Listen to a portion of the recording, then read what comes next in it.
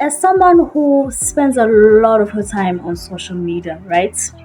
A lot of her time, I found myself on the side of TikTok, which is what the divine feminine side of TikTok, which was really exciting at first because the spirit that leads me, my spirit guides, my angels, my roses are for the veneration of the feminine, right? My spirit guides that are holding my hands, abo mama bomthandazo. You understand? For real. If you know what I mean, you know what I mean, right? So when I saw like divine feminine content, I was like, yeah, let's fucking go. There's more of us. F patriarchy. To my surprise, it was alpha male content rebranded. I don't think you can be fully in your feminine as a woman until you get into the space in your heart and soul where you are able to let go of the need of being the breadwinner or of needing to make any money at all whatsoever, and finally finding a man where you say, you know what, he can provide for me and he can take care of me. Being nice and trying to be perfect is not going to make him obsess over you. Try this Divine Feminine Charming tool. Some of the main attributes of Divine Feminine is that she's playful and mysterious. Using a little bit of reverse psychology is going to have him crave you. Feminine energy is like this superpower that all women are born with. When you tap into this energy, I'm telling you, you can get even the strongest of men to fold. Grab a snack, my love. Be comfortable. Grab a juice, water. I don't know. But get comfortable. We are gonna have a long conversation about gender performance, about patriarchy, about toxic masculinity, and this whole divine feminine bullshit that is going on. Let's get into it. So let's get into the basics, right? Our ABCs. We have gender and then we have sex. Even though we use them together interchangeably, there is a difference between the two. So the World Health Organization defines sex as the biological characteristic of the female and the male, which is determined by chromosomes. So the female has XX chromosomes, the male has XY chromosomes. That's sex. And gender is a socially constructed characteristic that varies from society to society and can be changed over time, right? It is a combination of cultural, political, social, right, cultivation, right? That is the difference between the two. One is a biological characteristic, whereas one is a socially constructed characteristic. So, as human beings, right, we are assigned sex at birth, and therefore we are raised in a way that complements the sex at birth, automatically giving you a role that you need to play in society. So, if you are born with XX chromosomes, which is a female reproductive system, you are raised with traits and characteristics that will help you express your womanhood according to what is acceptable by society or accepted by society. Same thing with XY chromosomes, same thing with men. You are raised in such a way that complements not even complements, in a way that cultivates your manhood in the way that society deems acceptable. Uminat, what do you want from me, bro? So I was reading this essay by Judith Butler titled Performance, Acts and Gender Constitution, something like that, right? And she makes an analogy about actors, and then she talks about how actors are meditated through a repetition of their roles in order for them to be able to perform. Same thing with human beings. We are meditated through a repetition of characteristics and traits and values, right, in order for us to be able to perform our genders accordingly, right? And she poses a question or an argument that gender is a performance, which is true. Gender is indeed a performance, and a lot of things, to be honest, are a performance, but gender is like the perfect way to actually see how human beings are just mere actors, né? This whole world is just a big stage of actors. The main question is, who are we performing for? Who is the audience? Who are we performing for? Men! Oh my god. But not just any man. Not just any man. According to Wikipedia, patriarchy is a social system where men hold authority and privilege in society. It sets hierarchies and rewards through specific ideologies of male dominance, and it is mainly dominant over the woman. So this ideology is found in every area of our life, disguised as culture, disguised as nature. Oh, they love using that. By nature, they were supposed to be dominant. Shut the fuck up. Disguised as tradition, as culture, as nature, as I indicated, right? A belief system or an ideology that has been engraved in us through patriarchal imperialism, right? Now, what is imperialism, you may ask? Imperialism is an act of expanding power through direct territorial acts, right? Mainly through military force, through political structures, through religious institutions, right? It is an act of enforcing a certain ideology, right? And most of the time physically and harmfully enforcing a certain way of thinking or doing things, right? And then with patriarchal imperialism, it is an act of enforcing male dominance, I guess, right? Or the centering of men. But not just any man, right? Men who fits in a very specific belief structure, right? Let me read it to you. Let me give you a list. Actually, I'm not gonna cram this. So list number 1, a man should be successful. He should be able to have intentions and successfully achieve them regardless, right?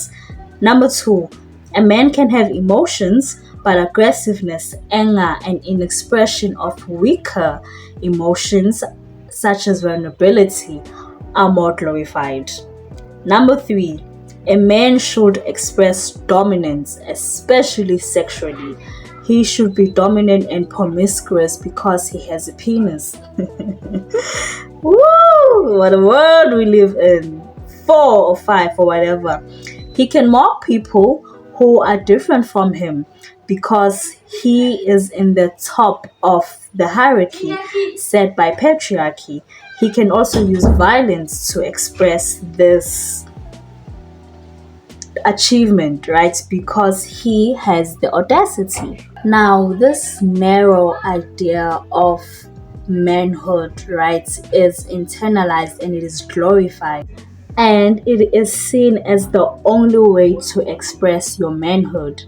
And if you achieve it, you are the man. But if you fail to achieve any of the things that I mentioned above, you have failed as a man. As women, our main duties is to ensure that this man achieves this belief system, right? Achieves this category. That's our main duty, to be desired by this manhood and to help this man achieve this manhood. Therefore, as a society, men who achieves this belief system are to be prioritized.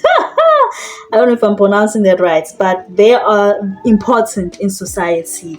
This world is for them. And when the divine feminine movement started, right, it started as if it is going completely against that belief structure. It started as if it is moving away from institutionalized ideologies or traditional values, right, that we were taught since we were babies, right? That's how it presented itself. It presented itself as an empowerment for women, right?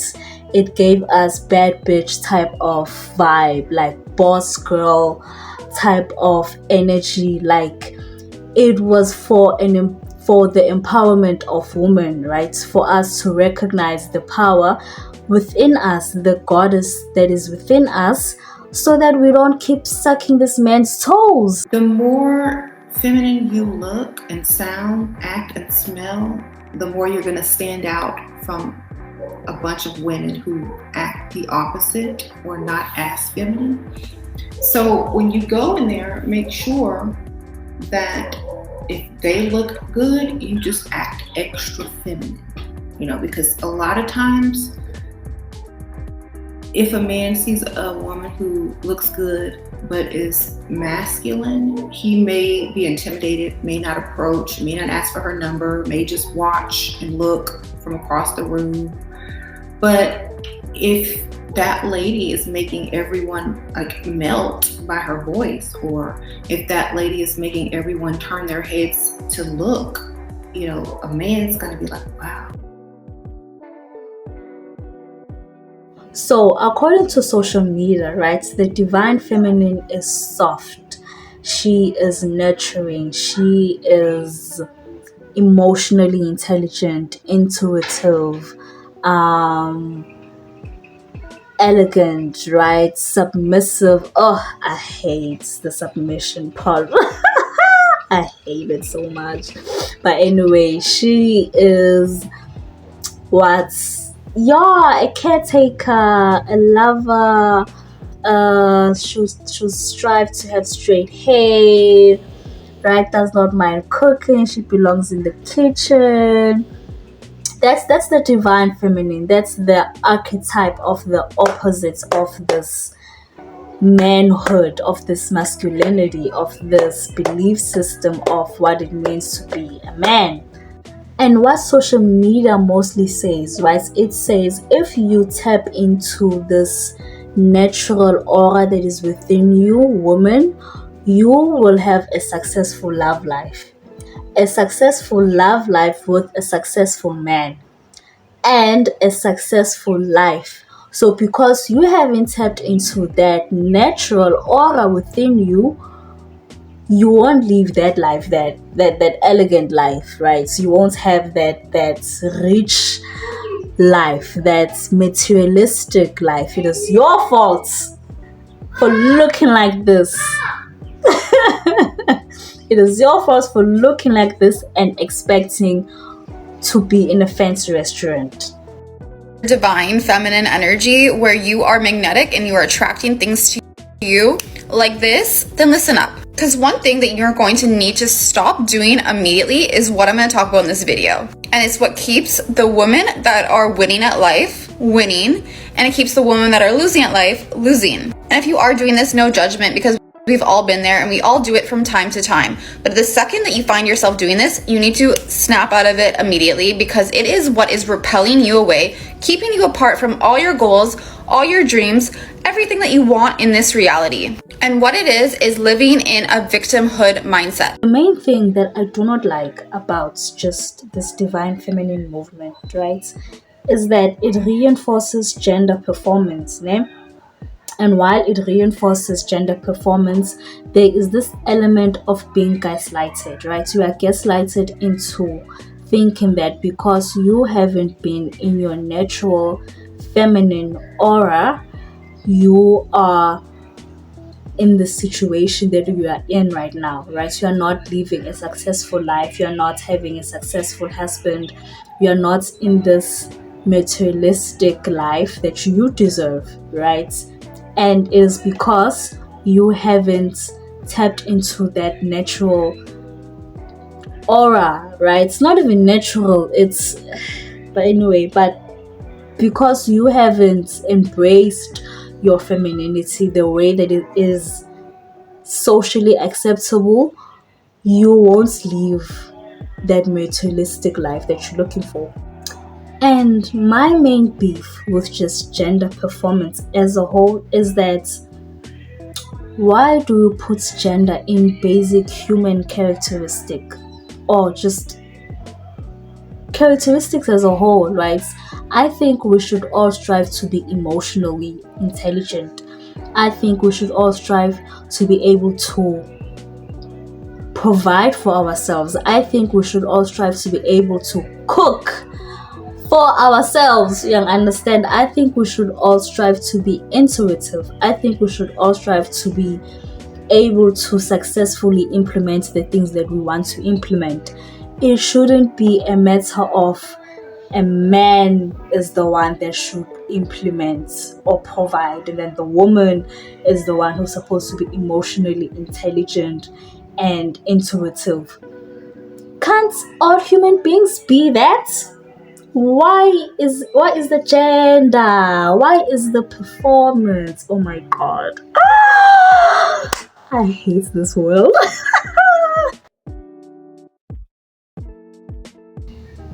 Underneath all of this belief structure, underneath all of this right, there is a huge gaslight, right, into abuse.